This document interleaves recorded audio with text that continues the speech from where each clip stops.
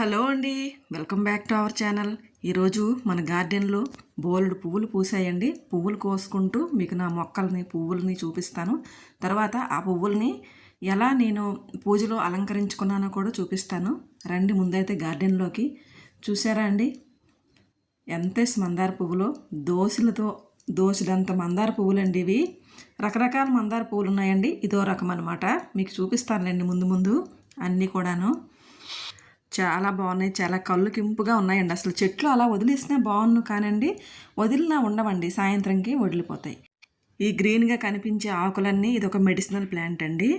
ఆ పక్కనే ముద్దమందారం కూడా ఉంటుంది. చూడండి, ముద్దమందారం చాలా పువ్వులు పూస్తుంది, కానీ పైనున్న పువ్వులు చాలా జాగ్రత్తగా తీయాలండి, లేదంటే కొమ్మలు చాలా డెలికేట్గా ఉంటాయి.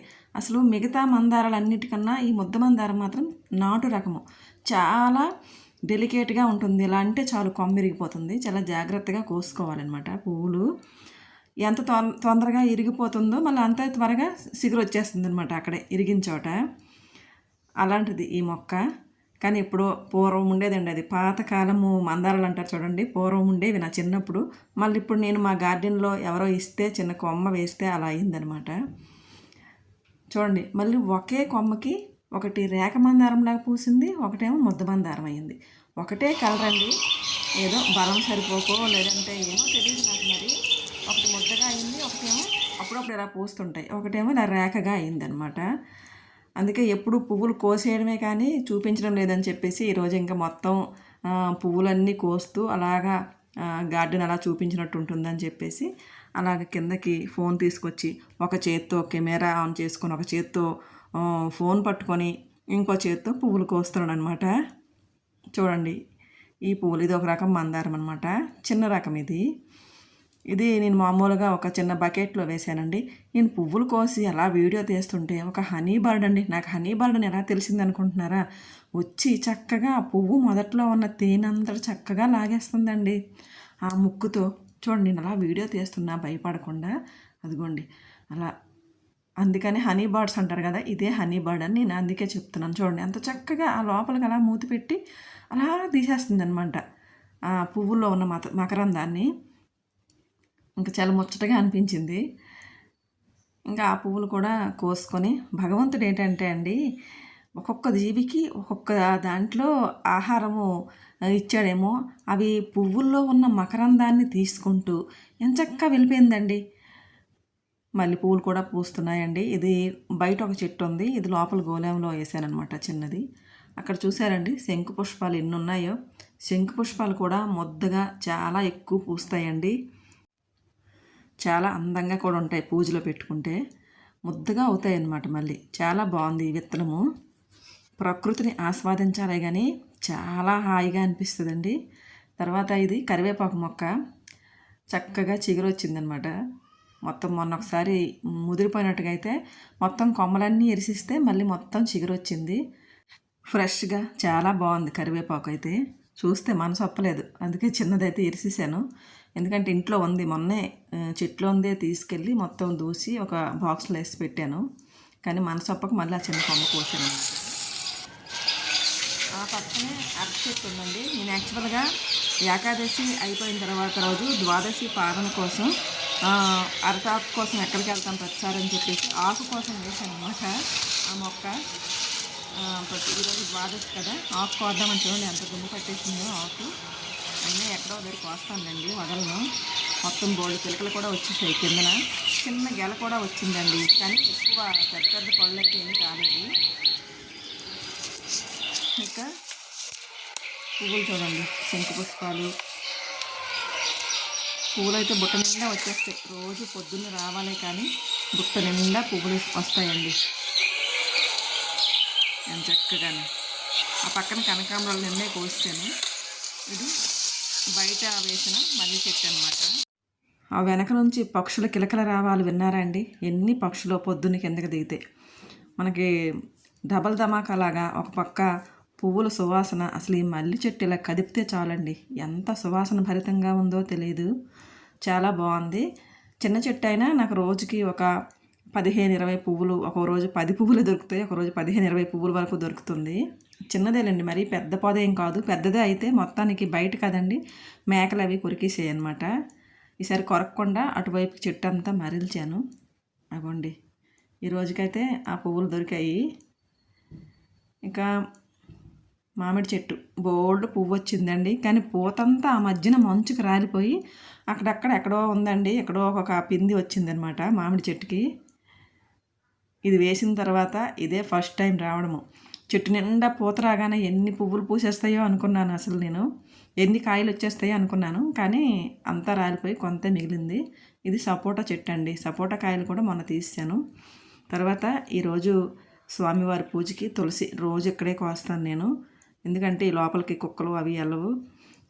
బయట ఉంటే కుక్కలు వెళ్ళడం, ఏవైనా ఆవులు గట్రా కొరకడం అవి చేస్తాయి. లోపల ఉన్నది కాబట్టి ఏమీ ఎంగిల్ చేయవు, ఏమీ ముట్టుకోవు, వాసన చూడమని చెప్పేసి ఆ లోపలదే ఎప్పుడు నేనైతే పూజకి కోస్తాను తులసి. ఇప్పుడేక ఇదిగోండి ఆకు కోసుకొచ్చాను. సరిపోతుందండి, ఎందుకు పెద్ద పెద్ద ఆకులు కోసేసి వేస్ట్ చేయడము. చక్కగా కిందనే కడిగేసుకొచ్చాను కూడాను, మట్టి అంతాను. చక్కగా ఈవేళ ద్వాదశి భోజనానికి ఆకు కూడా కోసుకొచ్చాను. పువ్వులు మామూలుగా విడివిడిగా పెట్టానండి, ఎన్ని రకాలు పూసాయో కింద. అంతా ఒకే కలరు, కానీ డిఫరెంట్ జాతులు అనమాట. ఇది నార్మల్ నాటుదే ఎర్ర మందారం, ఆ పక్కద అది హైబ్రిడ్ మందారం. అదిగోండి అది హైబ్రిడ్ మందారం. తర్వాత ఇది ముద్ద మందారం, తర్వాత ఇది చిన్న మందారం. ముద్ద మందారంలోనే రెండు, ఒకటి రేకది. ఒకే చెట్టుకి 2 రకాలు పూసాయి అన్నమాట. అన్నీ స్వామివారి పూజకు సిద్ధంగా ఉన్నాయి. నిన్నటి పువ్వులు అన్నీ తీసేసి పూజ గదిని ఇలా అయితే చక్కగా శుభ్రపరచుకొని ఉంచుకున్నాను. ఇంకా పువ్వులైతే స్వామివారి పాదాల చెంతకు వెళ్ళడానికి రెడీగా ఉన్నాయి. ఈరోజు చాలా పువ్వులు పూసాయండి. ఆ పువ్వులతో చక్కగా అలంకరించుకోవాలని అయితే నా మనసు ఉవ్వేళ్ళూరిపోతుంది అసలు. మల్లె పువ్వులతో నిన్న మంగళవారం ఏకాదశి రోజు చిన్న దండ కట్టానండి, కానీ ఈరోజు అంత తీరిక లేక ఇలా స్వామివారికి అలా పువ్వులను అలా పెట్టేశానమాట. మనం ఎన్ని పువ్వులు పెట్టినా విష్ణుమూర్తికి చిన్న తులసి పత్రం మాత్రం తప్పకుండా సమర్పించాలి. చక్కగా అలా అలంకరించేశానండి పువ్వులన్నీ. చూడండి ఎంత అందంగా ఉందో అసలు. కాకపోతే అన్నీ ఎర్ర పువ్వులే.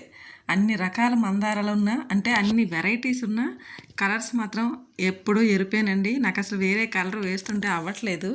ఈసారి మళ్ళీ ఒకసారి ట్రై చేస్తాను. అసలు ఎరుపే రకరకాలుగా ఉన్నాయి. ఏ మొక్క నాటినా అదేంటో గార్డెన్లో ఎరుపుదే వచ్చేస్తుంది. అసలు ఆ ఎరుపులోనే రకరకాలు ఉన్నాయి. ఇంకా పూజ అంతా అయిన తర్వాత చక్కగా స్వామివారికి మంగళహారతి అయితే సమర్పించుకున్నాను. ఈ పూజ నిన్న మంగళవారం ఏకాదశితో వచ్చింది కదండి. ఆ ఏకాదశి రోజు పూజ అనమాట. ముందుగా అయితే ఇలా నిత్య పూజను అయితే చేసుకున్నాను. తర్వాత స్వామివారికి ఇంకా మాల కడదాం అనుకున్నాను. ఏకాదశి రోజు అయితే ఇంకా నేను పెద్దగా పనులు ఏమీ పెట్టుకోనండి. ఏకాదశి ఉపవాసం అంటే ఏంటంటే దేవుడికి దగ్గరగా ఉండడం, దేవుడు నామస్మరణ చేయటం, దేవునికి ఏదైనా సేవ ఉంటే చేయటం. ఇదే మనకి ఉపవాసం అంటే దానికి సరైన అర్థం అదేనండి. మనము దేవునికి దగ్గరగా ఉండడం, ఎంతసేపు నామస్మరణ చేయటం, ఇంకా భగవంతునికి సేవ ఉంటే చేయటం. ఇదే మనము సరైన ఉపవాసానికి నిర్వచనం అనమాట. అందుకని నేను ఏకాదశి వచ్చిందంటే చాలండి, పొద్దున్నే ఇంట్లో పనులన్నీ ముగించేస్తాను. ఎందుకంటే మళ్ళీ ఇంకా మనం మధ్యలో లేవకూడదనమాట. అందుకే పొద్దున్నే వంట చేసేసి క్యారేజీలు కట్టేసి ఇంకా నేను కంప్లీట్గా పూజ దగ్గర అయితే ఇలాగే దండలు కట్టుకొని ఉండటం, విష్ణు సహస్రనామాలు చదవటం, ఇంకా అలాంటి పనులన్నీ చేసుకుంటానమాట. ఇంకా కంప్లీట్గా ఆ రోజు దైవానికి కేటాయిస్తానమాట. ఎక్కువ శాతము ఏమైనా ఇలాంటి దండలు కట్టడం అవి మిగతా రోజుల్లో అవ్వదండి. ఎందుకంటే పువ్వులు అలా పెట్టేస్తాను, కానీ దండలు అవి కట్టను, అంత టైం ఉండదు. ఎందుకంటే ఏదో పని ఉంటుంది కదా. ఇక ఈరోజు మంగళవారంతో కూడిన ఏకాదశి కూడా. అందుకని ఒక చిన్న తులసి కొమ్మ తీసుకొని, నా దగ్గర గోపీ చంద్రం అని ఒక చంద్రం ఉందండి. ఆ చంద్రాన్ని చక్కగా ఇలా అరచేతిలో అరగదీసుకొని పెట్టుకొని ఆ తమలపాకు మీద శ్రీరామ అని రాశానమాట. ఇంకా అలాంటి పనులేనండి. ఆ రోజు శ్రీరామ అని రాసి ఆంజనేయుని తలపైన పెడదాము అని చెప్పేసి ఇంకా శ్రీరామ అని పెట్టి బొట్లు పెడుతున్నాను అనమాట. ఏకాదశి రోజు రాముడికి, కృష్ణుడికి, విష్ణుమూర్తికి అన్ని అవతారాలు ఆయనే. ఇలా చక్కగా రాసేసి ఇంకా కుంకుమ బొట్లు పెడితే చాలా అందంగా అనిపించింది. పూర్వము రామకోటి అని రాసేవాళ్ళు, 1,000,000 సార్లు శ్రీరామ శ్రీరామ శ్రీరామ అని మా తాతగారు రాశారండి. అసలు ఆయన అంత చేయలేం కానీ ఏదో ఇలాంటి చిన్న చిన్నవి ఈ మాత్రం అవకాశమైన భగవంతుడు కల్పించాడని అప్పుడప్పుడు అలాగా రాసి పెడుతుంటానన్నమాట.